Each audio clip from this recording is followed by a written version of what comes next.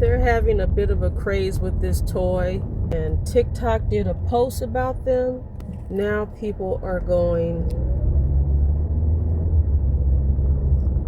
they're just doing too much.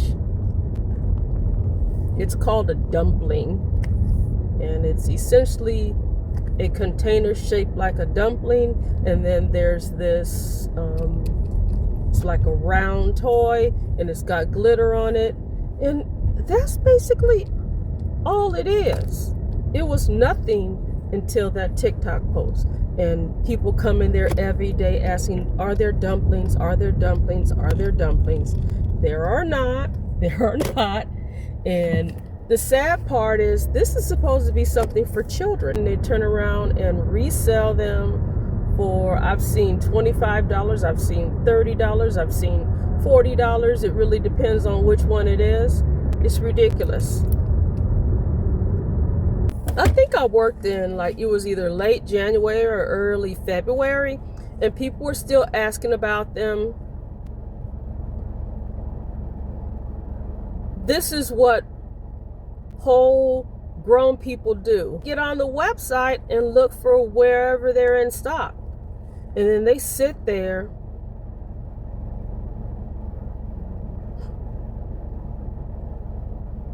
and as people are putting them on the shelves, they are grabbing them.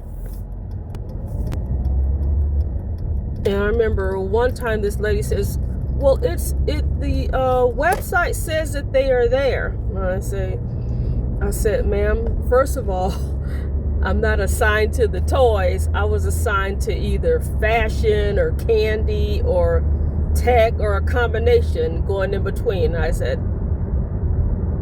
the cage, they're these mobile shelves.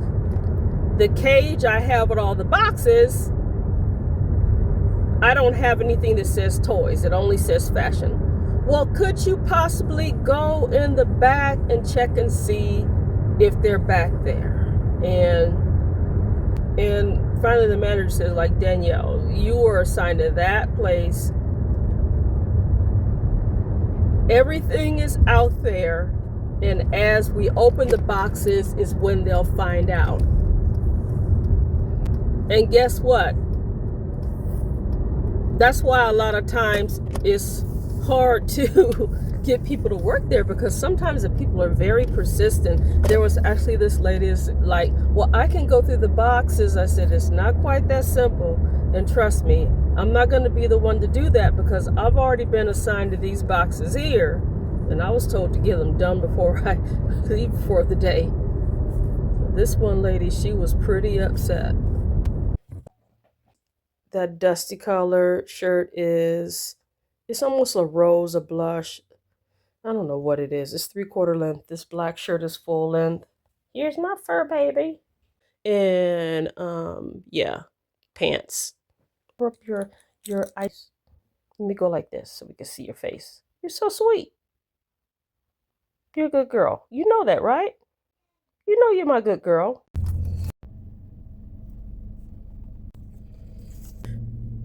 So here I am back. See, this is the thing about my channel. I'll tell a story and then I'll just get back to what's going on. I just left the workout place. I got on the elliptical. I was a little sore yesterday, so I did use a heating pad. I've just been focusing on bending and stretching and doing a lot of things to stay agile.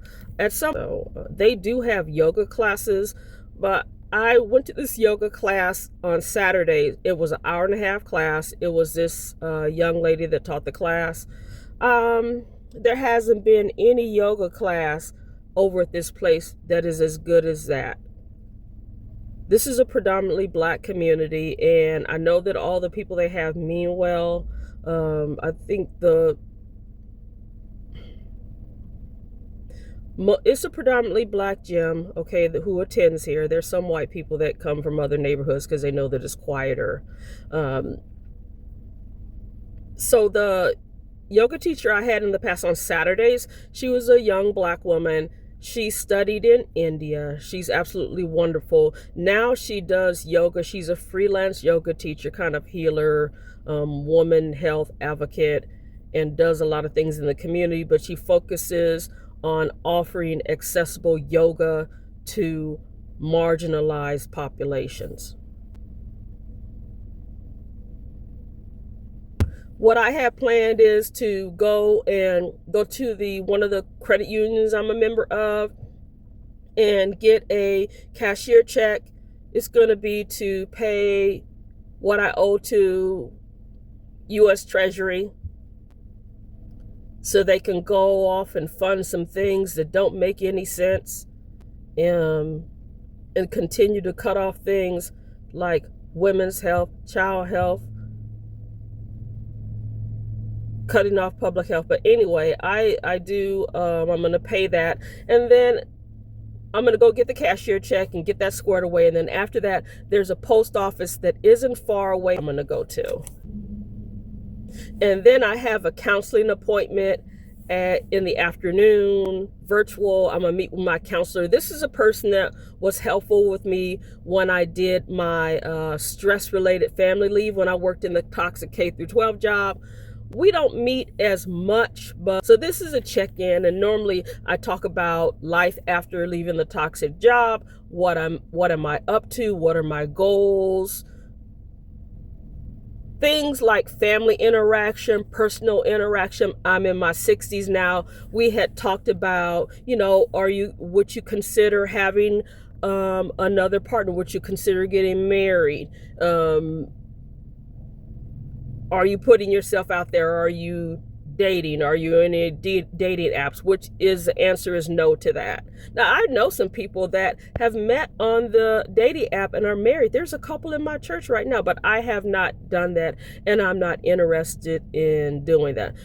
But the counselors also asking, like, well, if you knew somebody that was in your social circle and they knew somebody that was nice, would you consider going out to dinner or coffee? I'm like, well, I might consider it.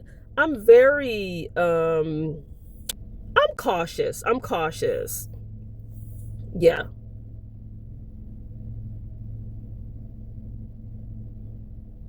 I think in terms of people I've been interested in, I don't even need one hand to count them. Yeah. The one person is just as cautious as I am. That's what happens when you get in your 60s and you actually have something and you have some peace of mind. There's one person that kind of flirts with me and then retreats. I don't think that they're ready.